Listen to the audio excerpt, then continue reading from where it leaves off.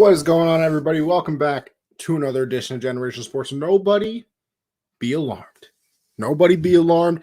It's just going to be your boy for this show. We got Josh, out of town taking care of some stuff, and that's A-okay because I am here to hold down the fort now, which is what I would do anyway, even if Josh was on the show, of course. No, I'm kidding. But yeah, just going to be a solo dolo show tonight. A-okay. We got plenty of stuff to break down. Obviously, all of the Week 16 stuff going on in the NFL. Might throw a little NBA in there. And hey, Josh isn't on the show. I might be able to even throw in an MLB take if I have one.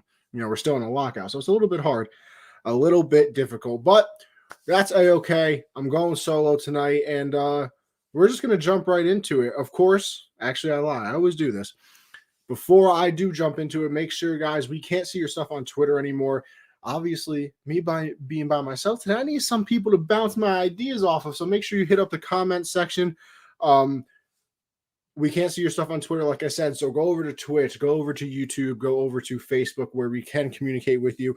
Especially go over to Colorcast as well. We got a nice little deal going on with them. If you don't want to see all this beauty, you can go over to Colorcast, just an audio version of the show over there, and you can interact with everybody over at the USN. We got USN at the end of all of our names. Obviously, I'm live on there right now. Got some people in here, so hopefully, like I said, solo just me tonight. So hit up the comments, get some ideas bouncing off each other, and we're gonna have fun today. We are going to have fun. Might be a little bit quicker since me and Josh don't have to banter back and forth. But with that being said, make sure you check us out everywhere. Like I always say, we're multifaceted these days. We're multifaceted. So Facebook, YouTube, Twitch, Colorcast. Make sure you find us everywhere that you want to listen to us. But with that being said, I'll jump right into it. And, Josh always does make the Google Docs for the kids, so it still makes my life easier, even if he isn't here at the moment. We start off with the NBA. And obviously, probably the second biggest sport in America, I would say baseball's taken that fall from grace. Hockey never really reached that level. And, well, the NFL is always on that pedestal that pretty much seems impossible to reach, but they're dealing with COVID just like everybody else is.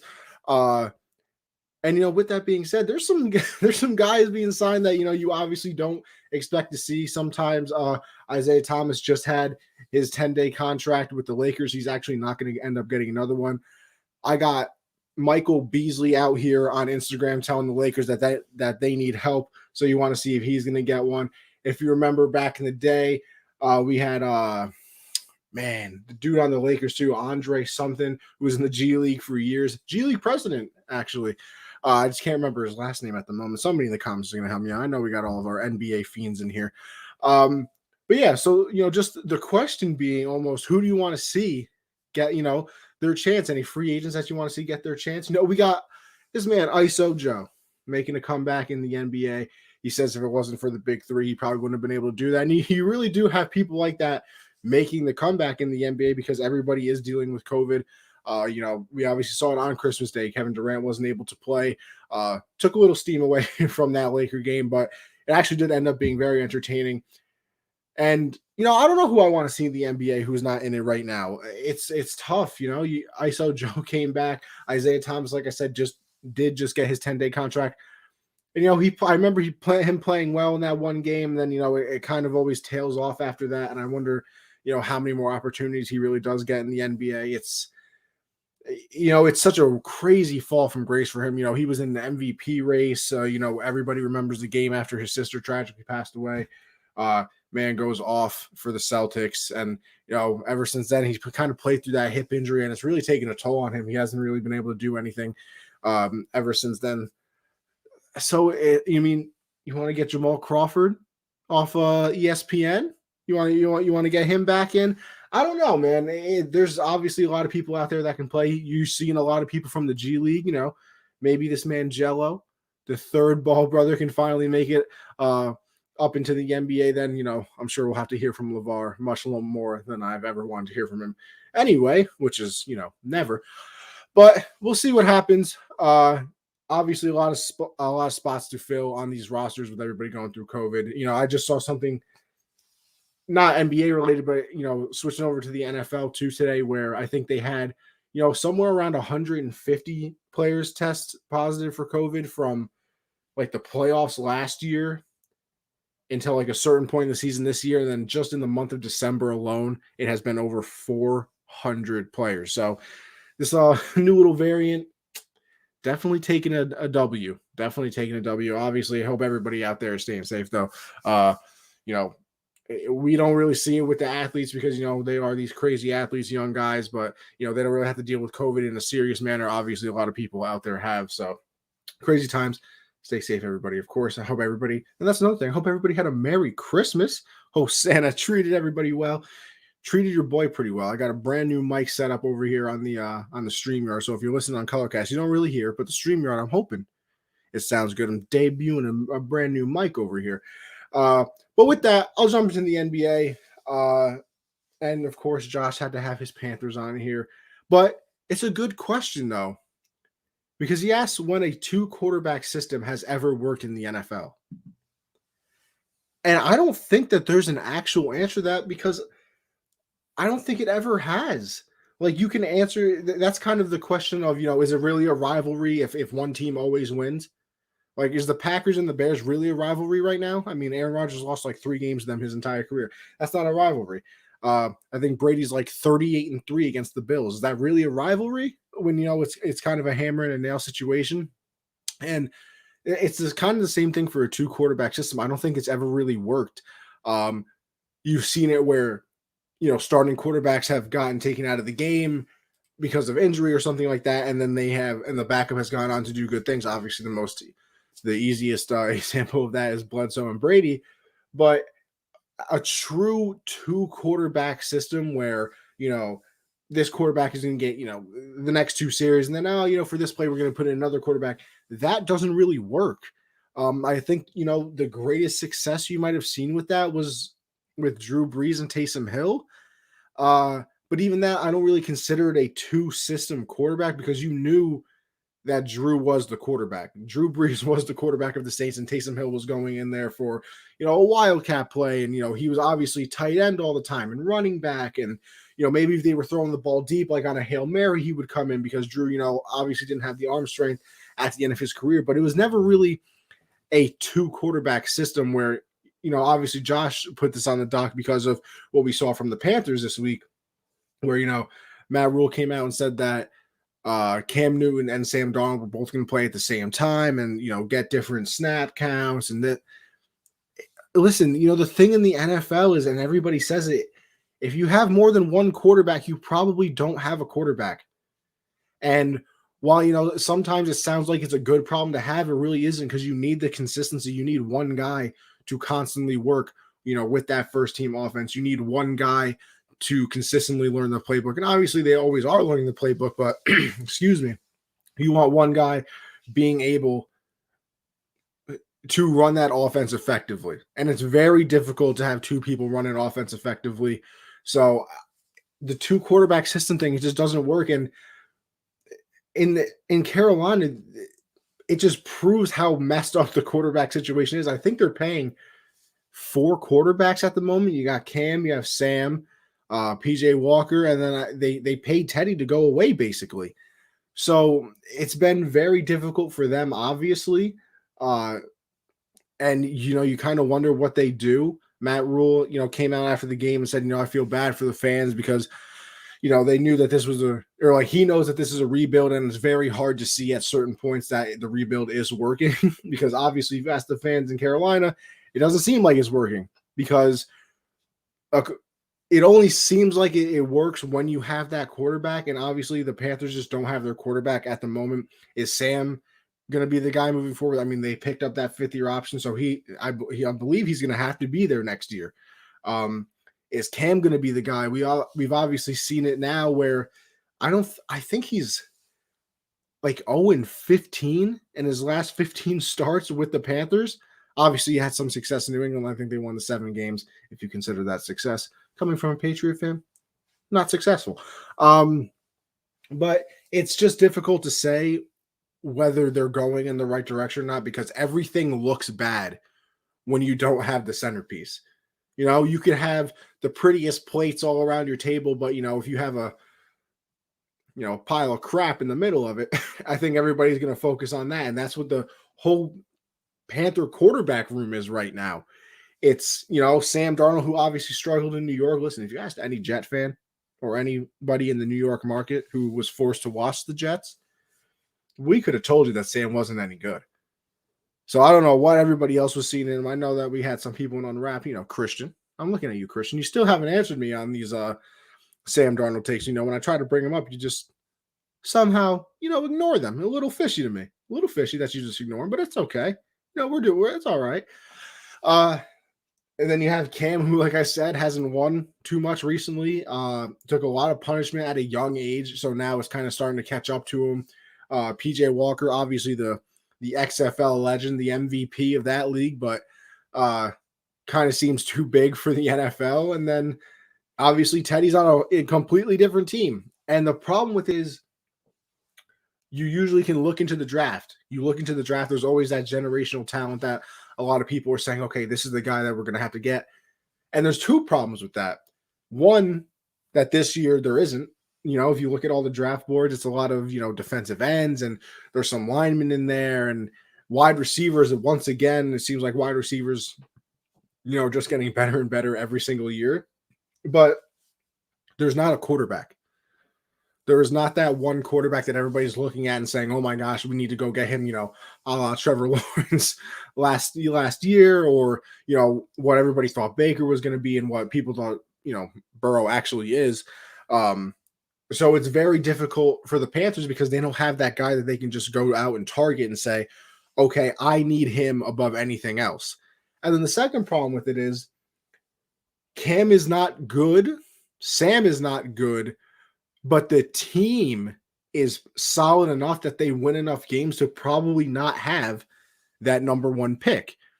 And unless you want to trade a lot of assets, you obviously can't move up in the draft.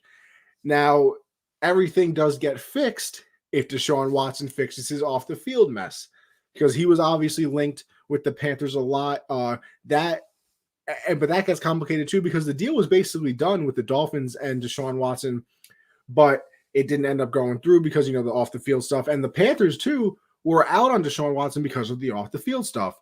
So, once again, it's kind of a situation where can all of that get fixed before, the draft comes or something like that? Because I think if a deal is going to be done for Deshaun Watson, you need to do it before the draft, because you need to know going into that situation where you're picking. You have to have your draft board set up. I mean, listen, if you have probably, you're probably without a first and second round pick, honestly, if we're being real with each other, if you're trading for Deshaun Watson this year. So that obviously changes your entire draft situation. Do you now try and take third and fourth and fifth round picks and bundle them together and try and get back into the second round, probably towards the end of it, because, a package like that isn't going to get you the first pick, in the second round or anything. Do you try and do that? Or, is your day basically a wash on the first day of the draft, and then a portion of day two when it's that second and third round? So you have to have all this figured out before going into the draft, and I think that's what the Panthers are going to have to do. If I'm them, listen, I think the team is good enough. I'm trading a lot, to say the least, to get Deshaun Watson. I think it's probably going to end up taking, man, you might be in the 3 first-round pick area, a couple seconds. It might, listen, it's going to be a haul. There's no small trade that, is going to end up is going to get Deshaun Watson away from the Texans. Especially because if I'm the Texans, I know Deshaun said he didn't want to play for him. Sorry, bro. You just signed a contract. I know that we're terrible. I understand. But we're going to be even worse without you, buddy. So it's difficult all around. It really is. But Deshaun Watson is one of, he's probably a top 5 quarterback in the NFL when he's on the field. Obviously, we didn't get to see it this year. He's under contract, so you don't have to redo that or anything. It's not a situation where you have to worry about you're trading everything, and then all of a sudden he's in free agency the next year. He's obviously under contract for a few years. I'm trading a lot if I'm the Panthers to get him, but we'll find out what they do, obviously, later on in the year. Nothing's going to happen now the trade deadline has passed. We're going to have to wait until the offseason. With all that being said, I will move on to a game that was near and dear to my heart. And, my boy CJ, too. I believe he's over here with me on the Color Cast. The Bills and the Patriots. Now, obviously, it's been well known on the show that I am a Patriot fan. And I have to, use my words carefully here because I can't get too angry because I technically said at the beginning of this little stretch that they were on that if they went 2-2, I was going to be very happy. I changed my mind. Listen, you know what? I'm allowed to change my mind. Why not? I can change my mind. And I changed my mind only because going into the 4-game stretch, it was the Bills, Titans, Colts, Bills again. No, Titans, Bills first. Titans, Bills, Colts, Bills again. And going into it, at the start of that 4-game stretch, I was more concerned about the first 2 games. That game against the Titans, they, even without Derrick Henry, they were still looking good. And then you play a game in Buffalo, which I was not expecting them to win. And then the next 2 I thought were going to be easier. The Colts were kind of still sputtering at the moment. Even though the game was in Indy, I still thought that was the one that they could win, especially because I thought that they would take away, the one thing that the Colts do really well, and that is run the ball. And obviously, if you've ever watched the Patriots, you know that that's kind of their MO. It's, take away what your team is best at, force them to do something that they're not very good at. And if you can beat us that way, then congratulations, we'll give you a cookie. So I thought that game would not be in hand, but I thought that was a win. And then you play the Bills again at home, and I thought that would be the win. Well, it went completely different. They win against the Titans. Wasn't the best game ever played, but hey, a win is a win is a win. And then they go into Buffalo. Obviously, we all know the situation with that. You got wind gusts up to 50 miles an hour and, a constant wind of 25 to 30, and the Patriots throw the ball 3 times. Damian Harris gets hurt in that game, but Stevenson comes in. He plays fine. Harris has the 1 long touchdown run. Patriots run for over 200 yards. Bills are all salty about it after the game. When they get asked if they were embarrassed, they storm out of the room. But they win that game. So now you're looking at it as my perspective of, wow, they just went 2-0 in the 2 games that I was most concerned about. This is a possible 4-0 stretch. And I only get mad about the 4-game stretch because the last 2 weren't the best games I've ever seen. That Colt game was so winnable, and it was such a weird performance from the Patriots that they end up losing that game. It was just annoying. You never see the Patriots get a punt blocked. I think that was Jake Bailey's 2nd punt blocked of his entire career. I think he's been in the league, 3 or 4 years now. So he's only had 2 punts blocked. Max throwing 2 interceptions, 1 in the red zone, which you obviously usually don't see. The Patriots on defense are dropping interceptions. You had J.C. Jackson drop 1. You had Jamie Collins drop 1. And you have penalties, big game plays. And then all of a sudden, holding 10 yards, redo the play. And it was stuff like that. So that game was winnable. They lose, and it's annoying. Which brings us to this game. And with all that, you go on your 7-game win streak and then you take in a loss. Listen, you probably weren't going to win every game, to end the season, but whatever. You're hopeful, right? And this game, man, it was the important one. All the Patriot fans were all excited. Listen, I will give myself a little pat on the back here, even though I don't really want to because, the Patriots lost. But I said that first game against the Bills didn't mean everything because that would never happen again. And I, as per usual, as you've seen on this show, people, let's be real here. It's almost unbelievable how many times I'm correct. But the Patriots end up losing this game. And it was a completely different thing like we saw. We saw it last year. And I understand that everybody had, COVID last year. The Patriots had, I believe, 5 defensive starters sit out the year last year. So obviously, you couldn't really judge how the Bills did against them last year. But hey, Patriots got swept last year. And not only did they get swept, that second game, I believe it was week 16 of the NFL season in Foxborough, they got waxed against the Bills. Waxed. I think Josh Allen threw 4 touchdowns. Diggs had like 180 yards, 2 touchdowns, and It was ugly. And you know what? It was kind of the same thing. It really was. It didn't seem like that there was any pass rush that the Patriots were really able to develop in this game. Mac threw the early interception, which, he kind of bounced back from. The Patriots started to run the ball a little bit better. Obviously, Damian Harris had those two or three touchdowns, I want to say. So he plays well, but it was a lot of the same, man. And for all those people out there, all the people out there that said, Josh Allen this and Josh Allen that,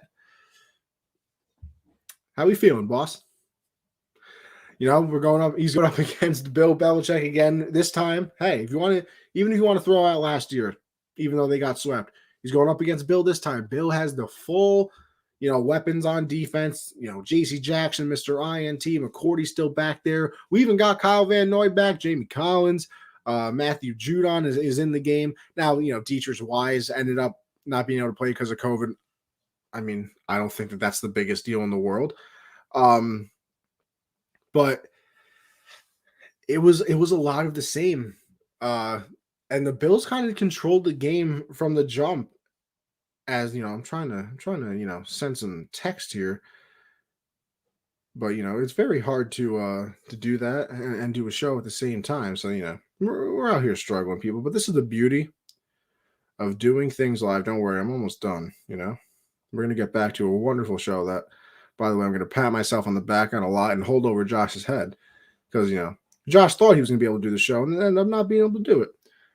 But as I was saying, it was kind of in control from the start. The Bills score an early touchdown. The Patriots are consistently going 3 and out. There's penalties once again. And it was just, it sucks because, you almost look at it as, can you really be happy that they go on a 7-game win streak if it all amounts to nothing? And I think that that's what the whole story of this is going to be. Obviously, they are still in the playoffs. I believe the Patriots, if I'm not mistaken, are the 6th seed right now. The 5th, who's the, I'm going to look it up.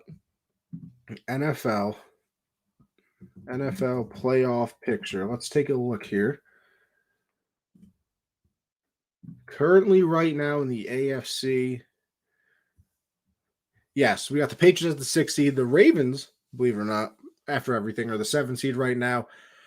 And then the Colts are the 5th seed, obviously. So the Patriots obviously aren't winning the division anymore. And they would have been the 4th seed even with the – actually, no, I think they still would have been the 2 seed with this win. Yeah, they would have been the 2 seed with this win. So – unless you play Kansas City, which a lot of people think is going to happen, you would have ended up, I think my AirPods just connected to my computer. That's never what we want. But you would only have, you would have the home games up until the championship game. And I think home field is very important. I think that we all kind of lost what home field advantage was because of last year. You obviously see the Bucs go on the road every single game until, believe it or not, the Super Bowl and end up winning. But there were no fans. I think we keep forgetting that there were no fans last year. We kind of, block it out of our memory because it was an annoying time, scary time with, COVID, going on through everything. But I think having fans now is going to be very important in the playoffs. And, you obviously don't have home field anymore. The Bills are going to be able to play that wild card game at home instead of having to travel somewhere. And right now, let's see the matchups. Right now, we would have the Titans versus the Ravens. I'm almost kind of hoping it stays that way because we obviously know the rivalry that they've, kind of came up with the last 2 years with, the Ravens celebrating on the Titans logo because the Titans did it to them, and it would be fun. We got the Bengals against the Patriots. I think that would be fun. That would be the 3 and 6 game, and then the 4 and 5 would be a rematch of the Bills and Colts, and it would once again be in Buffalo. But we saw what the Colts did to them the last time that they played, and well, I don't know if the Bills fans really want that matchup once again. But with this game, it was hard. I think the Bills are back in the title contention. Do they still have a flaw and a fatal flaw? Yeah. We saw against the Colts, we saw it against the Patriots that one game. You remember Derrick Henry did it as well. You can run on them. You can absolutely run on the Bills. And if Josh Allen isn't damn near perfect, it's very difficult for them to win games that way as well. We obviously saw it against the Patriots in that first matchup. He had over 100 rushing yards. In this game, he was unbelievable. We've seen throughout the year, he has to play very well because they have no run game.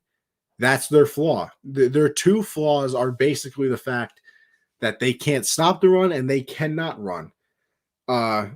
And you see it throughout the league, and you see it, teams talking about it and quarterbacks talking about it. We've seen Brady talk about it a lot as well. Running the ball late in the year is a very important thing. It's easy. It's a lot easier to throw the ball. Listen, September, October, even into November, where it's chilly. November, but you're not playing December football, January football, where it's literally 10 degrees out. You think the Patriots are, we'll use the Colts because they're a dome team. You think the Colts would rather, go play Miami let's live in a fantasy world where Miami, was the number one seed or whatever. You think the Colts would rather go play Miami in Miami, or would you think the Colts would want to go play the Bills? Not the Bills because they destroyed them. Maybe the Chiefs in Kansas City, where, first of all, it's not only loud, but it's probably going to be 15 degrees when that game is played as well. So that's a big thing.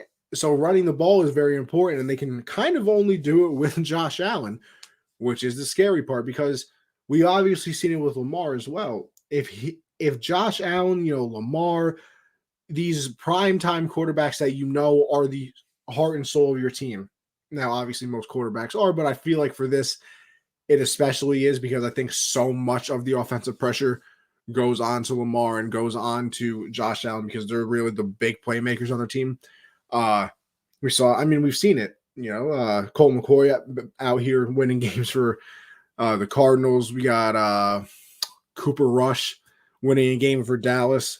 So, some of these teams can afford, for their backup to come in because they do other things well. The Bills and the Ravens, they can't let that happen, because you want to know what? The Bills have that flaw of not being able to stop the run and not running the ball. But Josh Allen can run the ball. You get, basically an extra blocker as well, because, you can have your running back in there blocking for you. As we got some people jumping in the color cast. What's going on, Michael? Hope all is well, brother.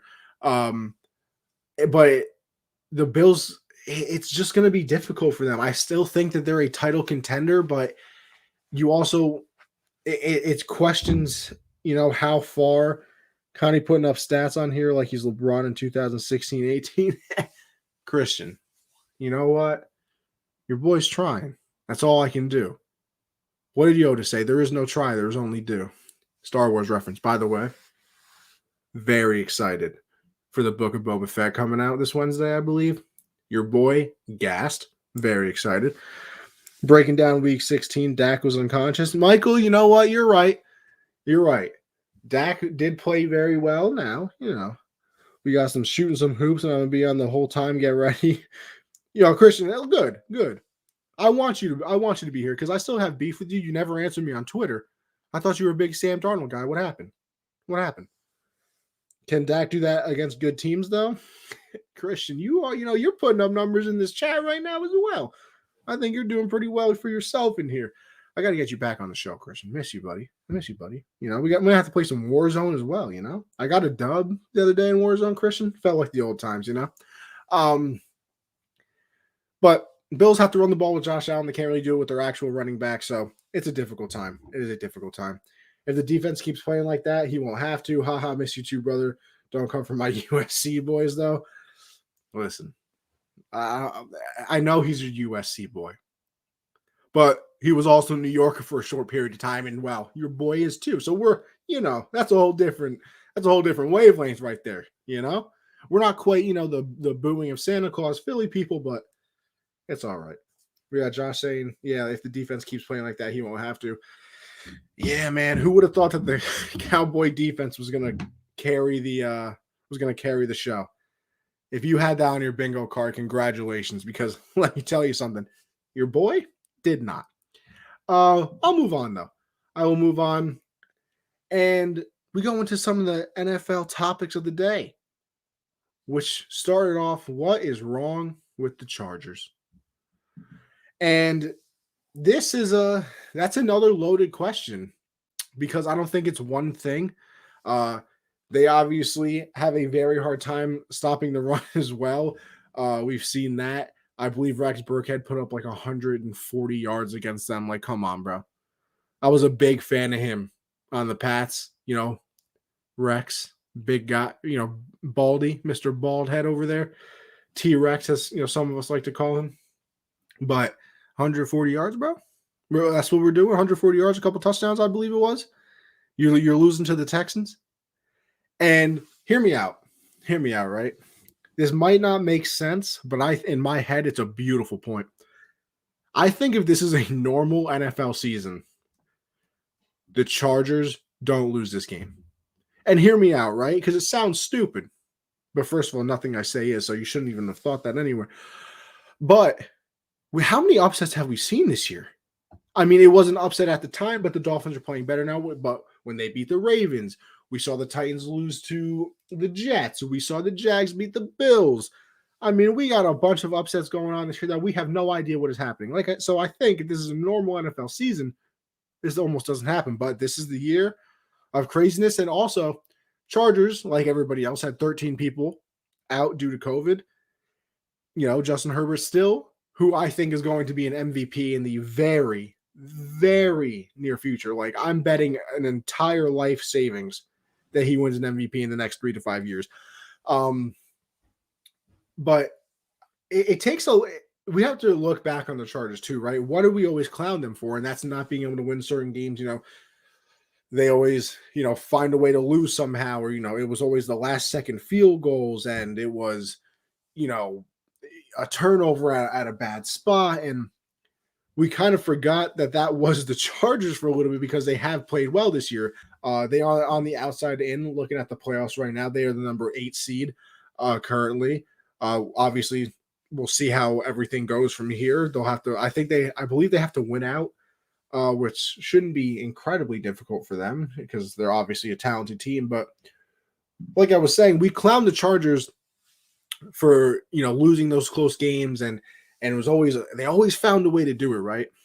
And we forgot about it because they played well this year, but there is definitely still that thing in the back of your head. You know, it's kind of a thing where, okay, we're playing good this year, but when you get into that situation, it's, oh my gosh, it's like PTSD. It really is. And, you know, this was one of those games where I feel like not only was it let's be real here, they're probably looking down on their opponent. They had just played this crazy emotional game against the Chiefs. They're playing the Texans now. They're probably like, listen, we're going to walk in. We're going to throw for, you know, 500 yards. We're going to be A-okay. And the Texans, listen, they don't have much to play for, but they're NFL players. So you can't just go into a game expecting to win. You still have to, you know, game plan properly. You still have to execute the plays. And Austin Eckler was out for this one. Mike Williams was out for this one. We saw it at the end of the game. Herbert throws that bad pick six, actually. So I think it's a lot of things. I think it's the fact that they looked down at their opponent because, well, it's the Texans. And you know what? Listen, me and Josh looked down on it too. I remember last week when we were doing the pick segment. We skipped right over the game. We didn't even discuss it.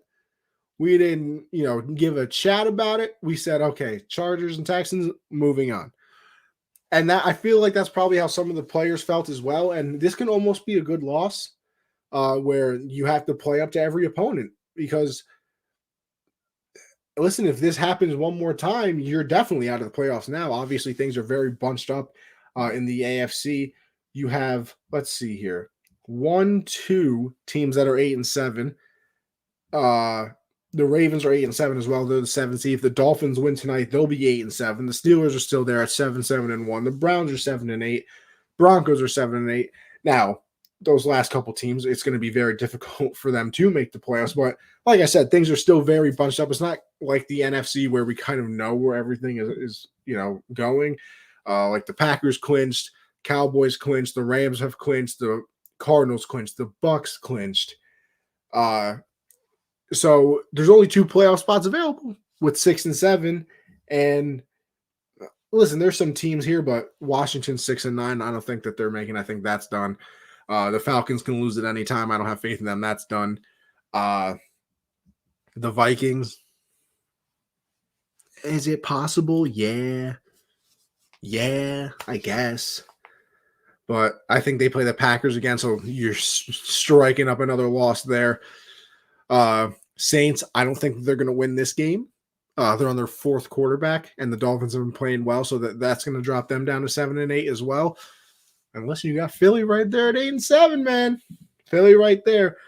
But yeah, for the Chargers, man, it's just a lot. It takes a lot of time to change a culture. Staley's come in and done a really good job as the coach, but it still takes a lot of time to change a culture over there. It's not just a quick fix. You start winning and everybody forgets what it was like to lose. There's still players on that team that probably still hold their breath in a 1-possession game thinking, well, I've lost this game the last 5 years of my career. What's going to make this time any different? And until that mindset leaves them, it'll probably be a very difficult thing for them, but they're definitely on their way. They're going to be a good team here. Derwin James just has to stay healthy. He's obviously a big part of their defense. If Herbert continues to play the way that he does, they're going to be just fine. They'll obviously get Austin Eckler back off of the COVID, which Joshua Kelly did play pretty well in this game. So you can't give, it wasn't that much of a letdown. It's not like you were going from Eckler to, Joe Schmo over there. Kelly played pretty well. And it wasn't the worst game I've ever seen too. It was just a situation where the Chargers gave up, a couple shots over the top that was like, oh, I forgot that, we're actually in a game here. So they gave up some big plays and that obviously didn't help them, but I think they're going to be all right. I picked them to make the playoffs. I'm sticking with it. I don't know how they're going to get in. I can't remember, there's too many playoff scenarios with if this team loses and this one wins and they're a different seed. It's a very confuzzling time in the NFL, but if your team is still alive, you got to keep rooting for them. You got to keep rooting. Then, we had the battle. We had the battle of 1 and 2 this week. We had Trevor Lawrence and Zach Wilson. Listen, I love to go very much in depth into this game, but let's be honest with you. Let's be honest. I want everybody to be honest with me here. Did you really watch the game? Come on. If you weren't a Jet fan or a Jag fan, and you were just sitting down NFL Sunday, maybe you even got the Sunday ticket, did you really look at this game and be like, you know what? That is the one. That is the one that I got to watch. Listen, I live in New York. The game was on the TV. My eyes laser focused on the laptop, though. I got the Sunday ticket. Shout out my college. It was on the same time as the Bill game and the Bill and Pats game, so I had to focus on that. Did I watch a little bit of it? Yeah.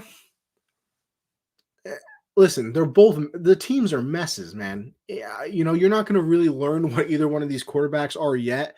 Obviously, Zach Wilson had that long 55-yard touchdown run. We got Braxton Berrios getting I think it was 105, 108-yard kickoff return for a touchdown. And the ending was pretty good, though. I won't lie. I believe the Jets kicked a field goal to go up 4, I want to say. The Jags marched down the field, came down to the last play.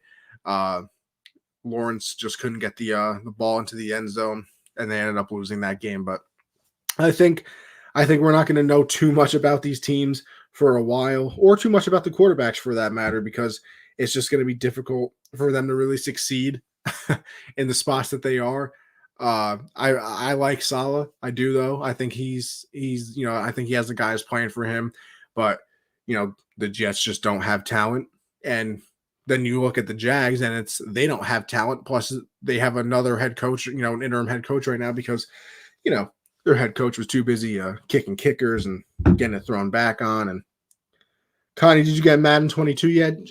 Come on. I got Madden 22. Why, Josh? You want smoke or something? Do you need a lesson on how to be a god on Madden? Because let me tell you something. I got you. Basically a professional. My highlight of my career on Madden is I do have an Xbox. I am whoa. Don't call me whack for having an Xbox, Josh. Imagine having a PlayStation. Couldn't be me. Could not be me. All the homies have Xboxes here. No, I don't know one PlayStation guy where I live. Not one. So of course I got the Xbox, the superior console. Literally, look up the facts about it. But like I was saying, Josh, my biggest claim to fame, bro, is that I beat some kid that was ranked in the top 100 on Ultimate Team, and then I messaged him after and told him he was trash. And he was like, "Yeah, bro, that's because I wasn't even trying." Typical response when you taken out. Let's see here. You like the Scrambler QB or a Tom Brady? Connie still plays on the Wii. Yo, let me tell you something. Wii's very underrated. Wii Sports back in the day, you can't tell me that Wii Tennis and bowling wasn't gas. Scrambler QB or Tom Brady? Now listen to me. Listen very closely, Josh. Biggest Tom Brady guy you know. Big Tom Brady guy. We know this already. I got Tom right over the right shoulder on the stream right here. You can't see him, but he's right there. You will never, ever in Madden catch me with the pocket quarterback. Your boy needs the scrambler out here. Come on. I mean, what are we doing, Josh? If you got that Tom Brady build, I can't listen. I got power to you. I got to be able to roll out, man. You know, put that QB spy on me, and then make a little playmaker adjustment. Fine. I got it though. Wii Golf was fire. Wii, haha, love it. Yeah. Listen, the Wii was fire. Especially the bowling when you would let go of the ball on accident, they'd all do the spin like little freaks. Wii baseball was lit.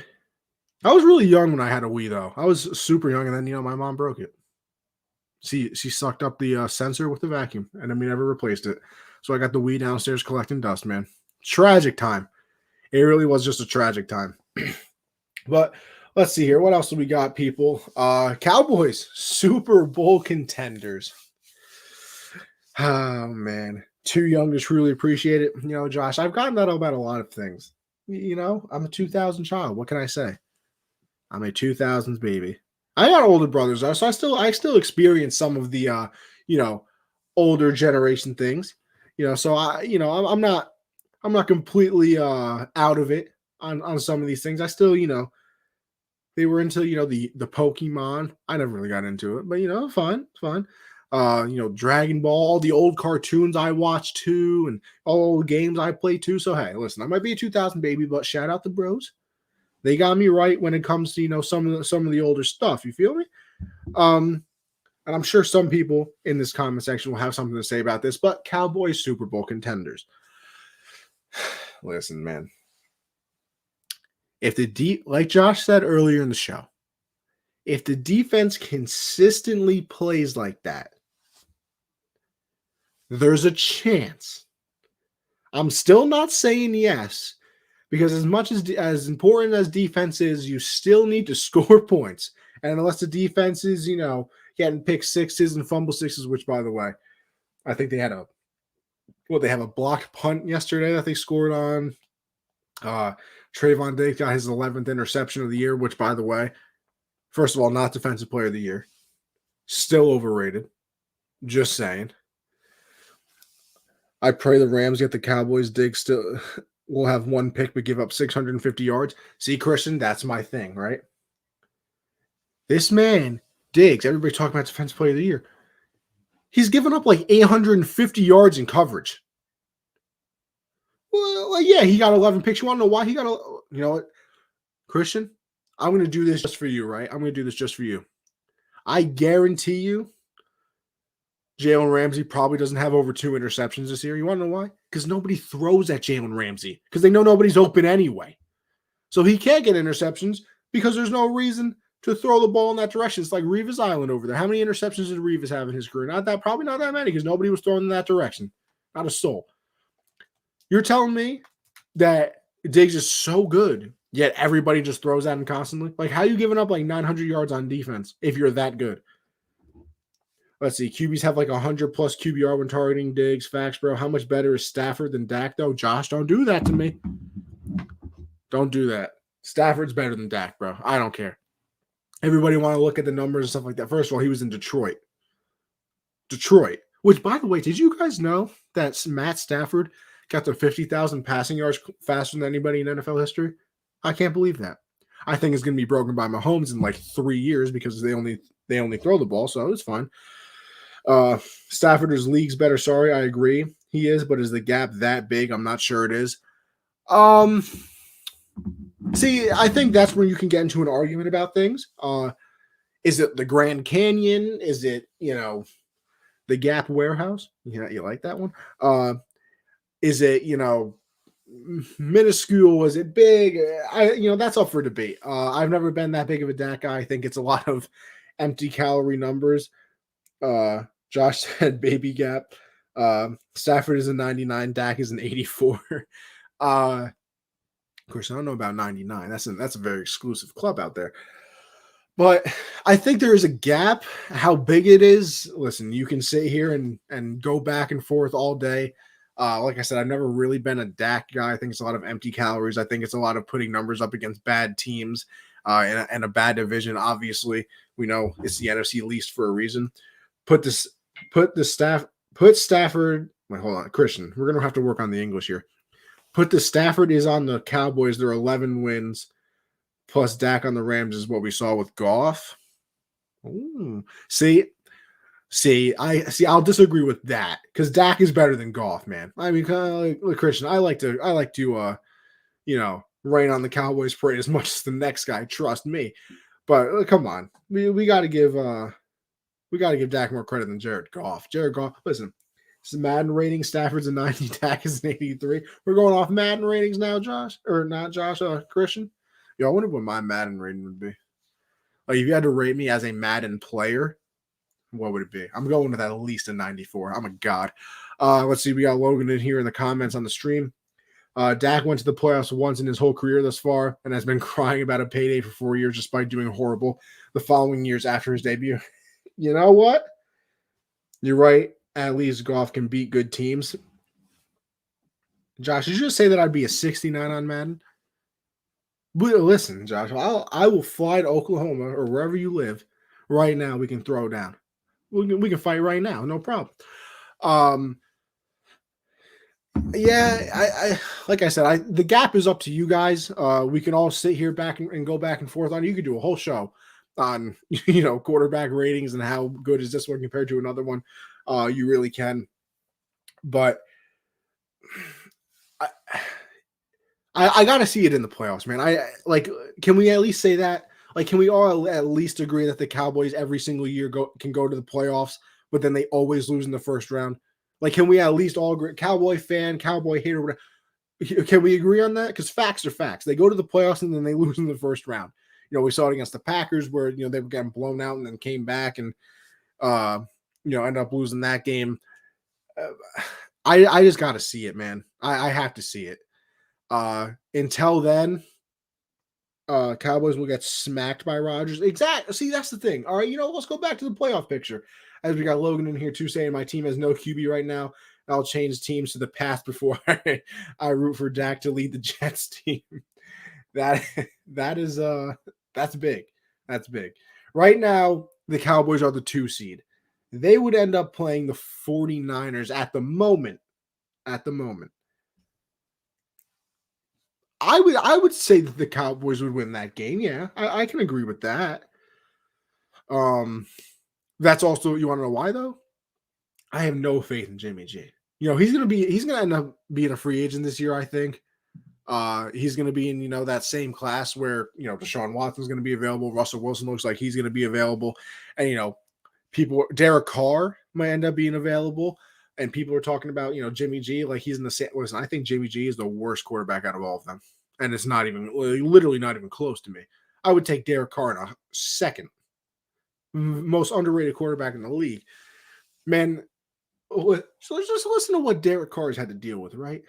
This man's had to deal with John Gruden, Antonio Brown, Henry Ruggs, the Amari Cooper situation, with him getting traded. Like, how many things are we going to throw at Derek Carr? And this man still got the Raiders right there on the edge of the playoffs. Like, if he makes the playoffs this year, with everything that happened, I might give this man an award. I might make up an award and mail it to him at, I'm sure, his mansion.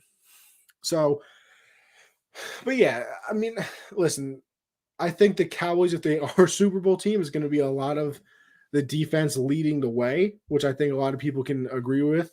Cam over Jimmy? Absolutely not. Cam is terrible. Cam is awful.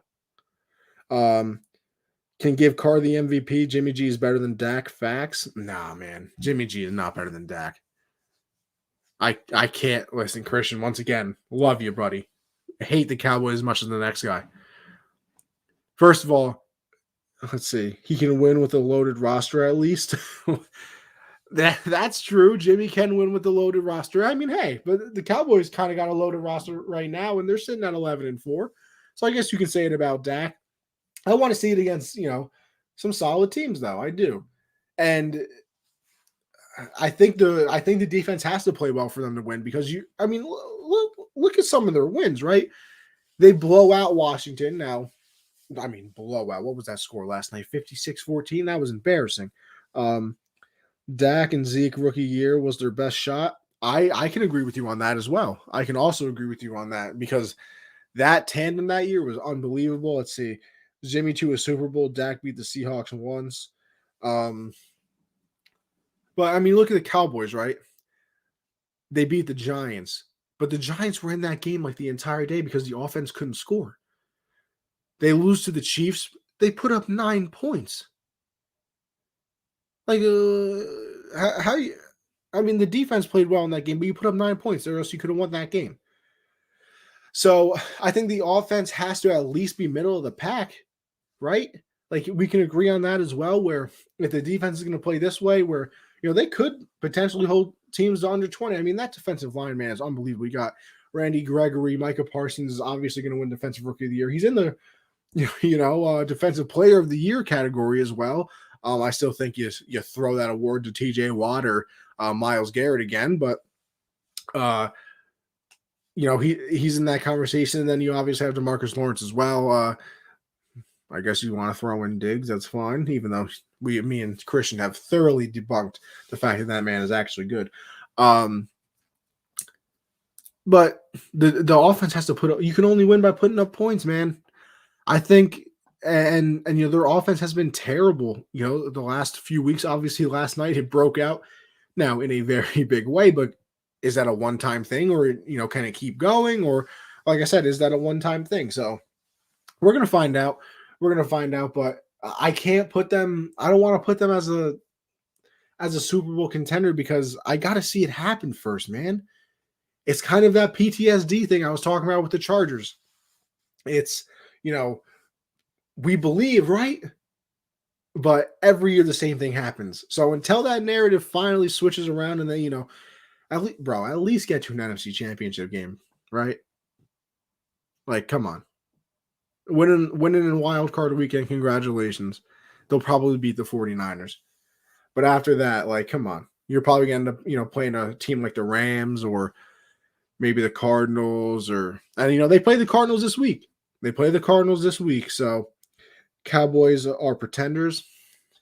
Christian, I expect nothing less from you. Absolutely nothing less. The 2 NFC playoff spots left. I kind of went over that already, but I think it's going to end up, I think it stays the way it is. I really do. I think the 49ers and the Eagles are going to end up getting it. I think the Saints are going to lose tonight, which will hurt them.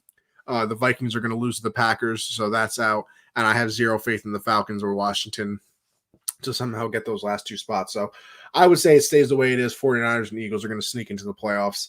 And you know what? I don't think a lot of teams want to see it either. Do you really want to play a team that can run the ball very well and leave your offense off the field? That's kind of a dicey situation. That's how you beat great offenses. We've seen it before. Monday Night Football. We have the Saints and the Dolphins tonight. Listen, the Saints are on their 4th quarterback of the season. Jameis went down, obviously, early in the year. Taysom Hill tried it out for a little bit. We saw Trevor Siemian for a little bit. I believe we have Ian Book tonight. Tonight is the Ian Book show. So we'll find out what he can do. I got the Dolphins in this one. It is in New Orleans, which scares me a little bit, but, at least the Dolphins have Tua, an actual And hey, Tua's been playing very well. Like I said earlier in the show, it's going to take a lot to get Deshaun Watson. The deal was basically done to get him for the Dolphins. But if you have Tua playing as well, do you still trade for Deshaun and take all, or do you take all those draft picks, continue to add, see if Tua can lead you, and if he can't, then later down the road after you've acquired even more talent, try and go get your quarterback. That's the route I would take. It's not a situation where the team has to drag Tua every week to the finish line and help him win the game. Tua's had some nice games here. So I think you quote unquote, build around him, see how much he can, see how good he can get. And if, you get to that point where you think you're a championship Super Bowl team, and then you look at the quarterback situation, and you're like, you know what, I think he's the reason we can't, get over the top. That is when, you would move on from there. We got Fly Eagles Fly over here in the comments, of course. Thoughts on the AFC. The Saints tried to bring Drew Brees out of retirement to play for the rest of the season. I did see that.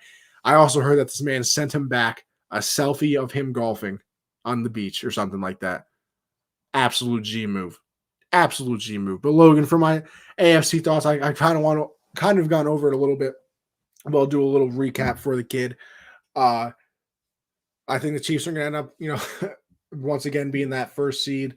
The 2 seed right now are the Titans. I don't know what their remaining schedule looks like. I can see them keeping that though, especially with, we saw what happened when they got, gosh, I just lost his name. AJ Brown. So who was the wide receiver that they just got back? Russell Wilson leaving Seattle. Yeah, I think Russell Wilson's out of there. I definitely do. Actually, yeah, AJ Brown is the wide receiver on the Titans, right? Right, guys, I'm not losing my mind here. But yeah, they got him back. So I think the Titans will end up getting that 2 seed. 3 and 4 right now are the Bengals and the Bills. I think it'll, flip flop or stay that way. Colts are locked in at the 5 seed. I think they'll stay there. I think the Patriots will end up getting the 6 seed, and then that 7 seed is up in the air. But if I have to pick one, I would go with the Chargers. So Logan, that was just for you, buddy. Do a nice little recap on that one. Denver for Russell Wilson. Yeah. I mean, it definitely works. I know he has the no trade thing going on right now, and a lot of the rumors are him going to the Giants, which I still don't really understand. I feel like that's just an East Coast Seattle. They don't have an offensive line. Your weapons are probably worse, obviously, because DK is better than anybody that the Giants have, even though Russell Wilson doesn't like throwing a DK anyway. They don't really have a Tyler Lockett. I guess Saquon is better than any running back in Seattle, but I'm not a Saquon guy either. So you kind of lose me on that whole situation. And then I don't know, and it might be a messy situation anyway because everybody wants Joe Judge fired and Gettleman out, but now John Mara's coming out and saying that everybody's back. Daniel Jones is back next year, and Joe Judge is back as well. So, do you want to go into a situation like that? Rather have Carson and Penny over Saquon? I mean, hey, I don't know if I would rather it, but I mean, Saquon doesn't even look like a first round pick, nonetheless the second pick in the draft. I mean, you could argue that Saquon doesn't look like he looks like he could have been picked in the 4th round. He'd be like, oh wow, 4th round running back. Like, yeah, cool. I mean, has he done anything special besides his rookie year? I mean, it's been a lot of injuries. It's been a lot of 14 carries for 40 yards. And I understand the offensive line isn't very good, but I mean, at some point you got to show flashes, man. The money with the money you'll have spend on. Wait, hold on, Christian. Like I said, can we got to work on the typing here, guy. Christian, I know you're playing hoops, but you're killing me here. I think you're trying to save the money on Saquon and spend it somewhere else. Or if you're saying that to go get Russell Wilson with that money instead of having Saquon. He said, I'm playing ball. Christian, I know you're playing ball. I'm trying to do a show here too, though. You're messing with my English here. You're making me look dumb. But yeah, I could see. I don't know. I'm not a Saquon guy, so you're not really getting anything, crazy out of me. When Russ was trying to leave the season, the Jets tried to give him $125 million to go gangrene. Why not New York?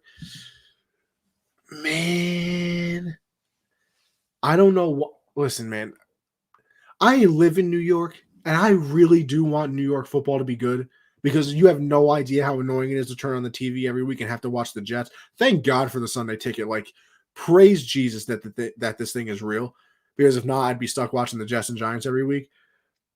But, like, I don't know why you would want to go to either New York team. Like, I have literally no idea. Unless Sierra's whispering in Russ's ear saying, listen, bro, you already got this Super Bowl ring. I'm your girl, and I need a bigger market, expand my brand as well. Gen Z non-sports question. Should you tip when you order to go? Yo, listen. I think you have to. I think you got to tip the delivery driver, man. They're basically your waiter, right? You got to look at it that situation. The delivery driver is your waiter, I feel like you always got to tip the waiter. Although, let me tell you something. I almost didn't tip my waiter. I went out to Buffalo Wild Wings. No, not deliver. Oh, carry out. Carry out? Nah, bro. I'm not tipping on carry out. I'm sorry. I'm not tipping on carry out. I still had to drive my ass to the store and get it anyway. Like, do you tip? You don't tip the chefs. The chef is the one that made it. Nobody else did anything. That might sound screwed up a little bit, but I mean, nobody ever tips the chef. You tip your waitress or waiter. So, like, I'm not tipping the chef, right? Josh, I'd go no tip. Listen, I might be wrong. It might be bad out of me, but I'm going no tip. Back to my story, though, on Sunday, I went out to B-Dub, bro, right? I pull up, me and my boys. I sit down, the waitress goes, okay, you're number 4. First of all, what? First of all, chill. And she's like, what number are you? And I said, number 4. And she was like, yeah, you're number 4. So first of all, already giving me bad vibes. And then, we order some drinks. Takes forever to get them. Then my boy gets his food. He's a freak and gets boneless wings instead of normal ones. So he needs, some fork. He looks at us. Oh yeah, I'll get that fork right to you. He never got the fork, by the way. Never. I try to get a water. She walks past us like 4 times. No water. Almost didn't tip. I still did though, because I'm a good guy. What can I say? Holiday spirit, Logan says, unless it's hibachi, I'm not tipping. I can understand. I can see how that goes. I'll skip the break and the QB of the week, player of the week thing, all that. Let's get into a good person. I want to talk on this topic. Oh yeah, Caleb? Hit us in the comments, Caleb. What do we got? What do we got on this topic? I'm curious. I want to see what you have. Oh no, Caleb's trying to get on that hot mic. Oh, let's Caleb, let's put you on for a minute. Caleb, I hope you're ready. Well, we're putting you on the hot mic. Let's go. Hot seat right here.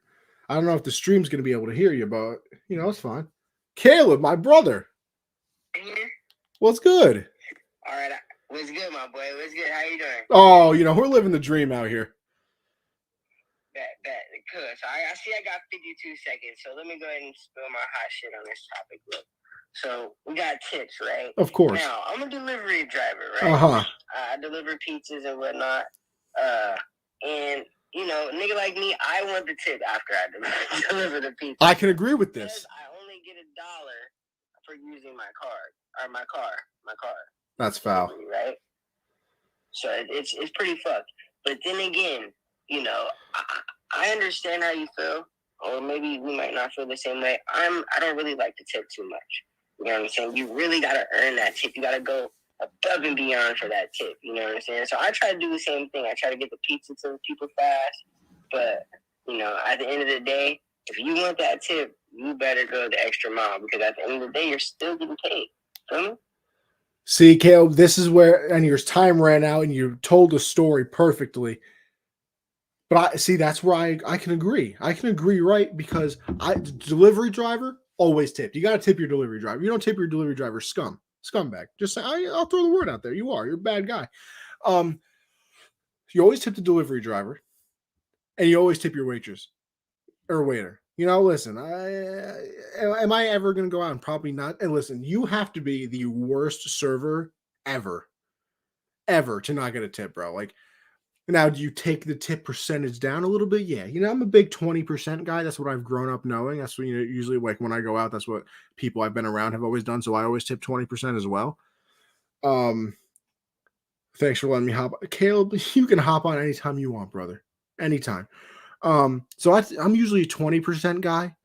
Now, can that 20% go down depending on your service? You're absolutely right. But I think you always got to tip, bro. Because you also got to remember the waiters, waitresses making about $1.50 hourly.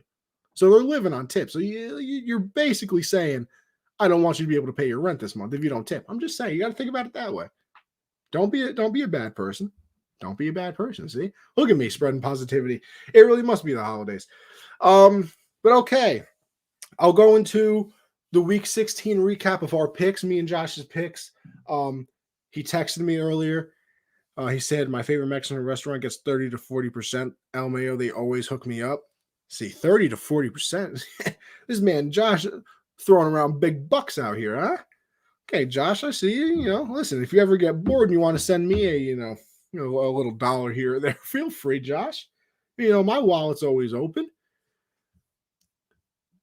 Logan said, if I have a bad waiter, I'm petty and tipping 25 cents. That's crazy, man. Hop in Unwrap Discord and you can get like me. Hey, I'm in the Discord. I am in the Discord, Josh. I'm one of the mods in there. So listen, you know what, Josh? If you don't tip me, I might have to just kick you out of the Discord. I'm just saying. No, I'm kidding. Imagine. But Josh texted me. He said that I am up 2 on the picks for this week. I don't know what Josh is picking. We got Stone Sports in here in the Colorcast. What's going on, brother? About to make my week 17 predictions for the games. Now, listen. The people on Colorcast can't see it, but I got a beautiful graphic right here that I make every week, and God, am I good at this. But with that being said, Josh told me, he texted me earlier today when he told me he couldn't get on the show, and he said that I'm up 2 picks on him. I don't know what our overall record is either, but I'm up 2 picks. That's all I know. So for all that smack that Josh talked earlier in the year about him picking better than me, guess who's on top now, Josh? Guess who's winning now? Your boy. So I start off the week 17 picks, right? The Jags at the Pats, man. I mean, come on. You're what? I'm a Patriot fan. And even if I wasn't, you think I'm picking against the Pats, against the Jags, bro? This man, Trevor Lawrence, throwing 4 interceptions. 4 interceptions at minimum. J.C. Jackson getting 2 of them. Devin McCourty, he's going to get 1 of them. And you know what? Jamie Collins is going to get an interception too. 4 interceptions. I'm calling it right now. Calling it. I'm just saying. Pats fan, listen, we got to stick together. I'm hoping that means you're a Pats fan as well. Got to stick together. It's you know what? We're hated out here. Hated. Even though, it's just because they hate on that success. You feel me? Then we got the Falcons at the Bills. Now, listen, as much as I need the Bills to lose, I don't think that they lose against the Falcons, man. I mean, the Falcons, they're just not a very good team. They're just not. I think Matty Ice is, melting down. Although Kyle Pitts looking fantastic. By the way, guys, I want to pat myself on the back one more time on this show. I went back-to-back in my boys' fantasy league. I am now the back-to-back champion. I'm back-to-back. I've never done that before. But I went back-to-back, 2 fantasy championships in a row. Me and him don't have anybody left to play. I won by about 40 points. I'm just saying. Just lost my back-to-back title, was going for the 3-peat. Hey, listen, brother. I'm hoping I can go for a 3-peat. You know what? While I'm on the topic, we drafted this team 2 years ago. It is a dynasty league. Listen to the team that I assembled 2 years ago, right? And I was ahead on some of these draft picks, right? I got Josh Allen. I was ahead on Josh Allen. I knew this man was going to be goated. Aaron Jones, Cooper Kupp. I was ahead on Cooper Kupp. I knew this man was goated. Tyreek Hill, I ended up getting him. I traded for Kyle Pitts this year. I got Antonio Gibson, Michael Carter, Russell Gage. The Bills defense. Not a super flex league. We play with a defense in this one. And fine. I'm used to that anyway. These super flex leagues be taking way too much out of me, okay? But I also got Deshaun Watson. So when he comes back, I'm trading that man for picks and players. I got Trevor Lawrence too. So when Josh Allen has his 1 bye week of the year, I can plug on a Lawrence in. I got Leonard Fournette. I got Dalvin Cook, Darrell Henderson, Tony Pollard, A.J. Dillon, Aguilar, Nicole Hardman, Jacoby Myers, Darius Slayton, Van Jefferson. I got Bateman. I got Evan Ingram. Like, listen, man, I don't know how I assembled this team, but man, it is something. It is something. Very happy with that team. That is the team that went back to back and is trying to be the white Bill Russell. Hey, if I can get 10 championships in a row, imagine. I wonder what the longest streak in fantasy sports history is for winning. I wonder if it might end up being me. Maybe I'll keep track of that. But sorry, people. Let me get into these picks real quick. I already said Jack that Pat's. Listen, Pat's easy. Falcons at Bills. I'm going with the Bills. We got the Giants at the Bears, man. This is another game that, unless you're a fan of either one of these teams, if you watch this game, in my head, you're a freak. Whatever league OJ is in, they just let him win. They don't have to yet, but he's going to get it. It's the fear factor. You know what? You're not wrong. This man OJ be posting Twitter videos casually like he didn't, spend time in the clink. Weirdo. But Giants at Bears, like I said, if you watch this game, kind of a weirdo to me, unless you're a fan. The game is in Chicago, so I will pick the Bears just because it's in Chicago. I have literally no other reason for picking it. We got this could be the game of the week, guys. This game I'm very, very excited for. I think it's going to be a lot of fun. The Chiefs at the Bengals. Obviously, that Chiefs offense has looked a lot better. The defense has been playing pretty well. The Bengals have smacked some good teams this year. I mean, they beat up on the Falcons, or not the Falcons, the Ravens, I should say. They've looked good this year, man. I thought that they were a year away still. The beginning of the year, I had the Bengals as like a team that was going to be right on the edge, but not be able to make the playoffs. And well, of course, they're going to win the division this year. It looks like it's in Cincinnati. I want to pick them, but the Chiefs have just looked too good, man. I'm going to roll with the Chiefs. I think it's going to be a fantastic game, though. I really do. Bengals got a lot on offense. Jamar Chase, T. Higgins went crazy this week, as we all saw. They still got Tyler Boyd. Joe Mixon has had a wonderful year this year, and we all know what Burrow's doing. Also, love the pettiness out of Burrow, by the way, this week. Big fan of it. Ravens defensive coordinator came out and said, we're not putting a gold jacket on him yet. And then after the game, they asked him about it. He said, you're damn right I was thinking about it. Love the pettiness. Miami at Tennessee. This is another game that I think is going to be very, very good. I think it's going to be more of a low-scoring kind of defensive type of game. Oh, man. I wish I could see into the future and see what the Dolphins do tonight against the Saints. You know what? Give me the Titans, man. I'm not very confident in it. I'm not. But the game is in Tennessee. The Dolphins are going to be playing a Monday night game, so the Titans get that extra day rest. Dolphins are going to have to travel as well. I'll take the Titans. We got the Raiders at the Colts. This one's easy for me. I'm going to go with the Colts, although I really do want the Raiders to win this game, only because I want them to make the playoffs, just because Derek Carr has gone through so much in his career and people think he's not good, even though he is. Bucks at the Jets. This is a game that if the Bucks don't win by 35, I'm shocked. Next up, we got the Eagles at Washington, another important game this week. Washington needs it. They're the more desperate team, but I don't think it matters. I'm still going to go with the Eagles in this one. They found their identity. Although they did lose Miles Sanders. He broke his hand. So definitely not good for them. But I'm going to go with the Eagles, even though it is in Washington. We got the Rams at the Ravens. I'm going to go with the Rams in this one as well. Ravens are just banged up, man. Matt Stafford's playing pretty well. All right, I shouldn't say pretty well, but, at least he's not injured like Lamar Jackson is right now. And they just have too many people injured on their entire team, first of all. Which, by the way, this man Cam Akers, just unbelievable, the fact that he's coming back from this Achilles injury. crazy. Although they did also lose Darrell Henderson today. He looks like he's going to be out like 3 to 5 weeks. I had just seen. We got the Broncos at the Chargers. I'm going to go with the Chargers. I think they have a bounce back after that loss against the Texans and kind of, shut out the Broncos playoff hopes. Texans at the 49ers. Listen, a great win for the Texans. I don't think they can do it 2 weeks in a row. I'll go with the 49ers. Another good game. This is going to be the late window game that everybody's going to pay attention to. Obviously, we have the Cardinals at the Cowboys.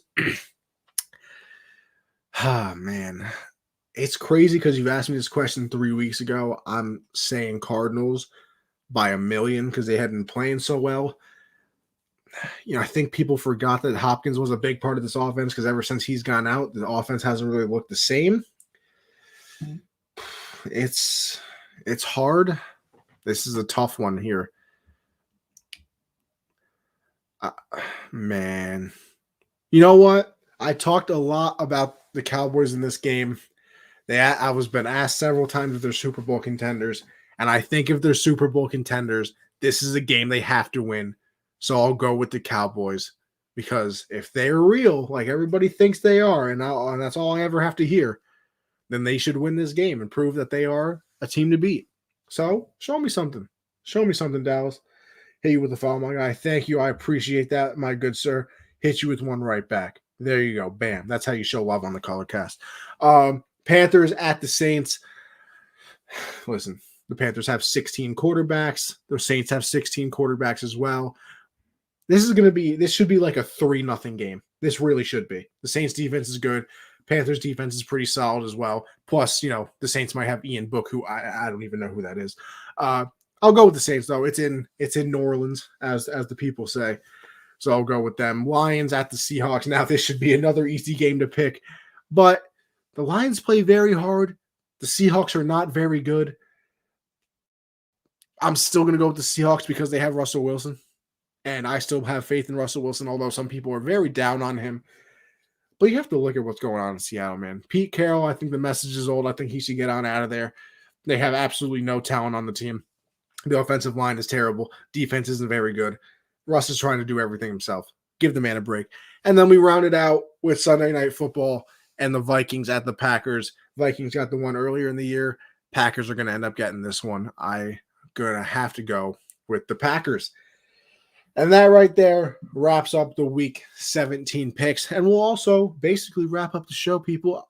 I did this one solo dolo. I hope everybody enjoyed it as much as I did. Appreciate all the love in the comments. Everybody commented, making the show a lot easier. Trust me, it is a lot easier to do a show like this when you got people in the comments and, can bounce your ideas back and forth and just have some fun. So I appreciate that greatly. Also, before we go, make sure you head over to Underdog Sports, people, or Underdog Fantasy, I should say. My bad. Underdog Fantasy. Use code Gen Z to double your first deposit up to $100, baby. You can hit the nice over-unders. You can do the rivals. You can do some drafts over there at Underdog. Fantastic app. Love it. I've spent way too much money on it. Do I win a lot? Listen, I'll keep that private. But the answer is no. So with that being said, you can find me on Twitter, Anthony Conover _ for all my thoughts on the world, but basically sports only, because that's the only thing I actually pay attention to. Gen Z Sports for the show on Twitter as well. You can follow us on Twitter, like I said, Gen Z Sports. Instagram is Gen Z Sports as well. Subscribe to the YouTube at Generational Sports. We're trying to do a nice little giveaway when we get 100 subscribers over there and 200 followers on the Twitter. So make sure you go and find both of those.